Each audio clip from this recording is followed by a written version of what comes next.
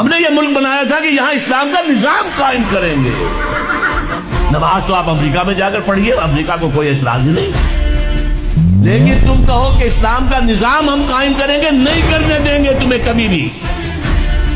تم چاہو کہ تم اسلام کا معاشی نظام قائم کرو، کبھی اجازت نہیں دیں گے. تم چاہو کہ اسلام کی معاشرتی اقدار کو تم قائم کرو، کبھی نہیں کرنے دیں گے. یہ ہے اس وقت ہمارے ساتھ پیش آ رہا ہے معاملہ. پورا مغرب اس پر اڑا ہوا ہے، اسلامی نظام کہیں نہیں آنے دے.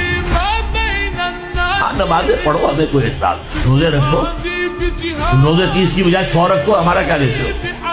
تو اب ہم جو کفر کے تحت زندگی گزار رہے ہیں اور اس اعتبار سے اللہ کی نگاہ میں ہم کافر ہیں. سوال یہ ہے جائیں تو کہاں جائیں، کریں تو کیا کریں؟ نظام کفر کا ہے. قرآن کہتا ہے وَمَن لَّمْ يَحْكُم بِمَا أَنزَلَ اللَّهُ وَأُولَٰئِكَ هُمُ الْكَافِرُونَ.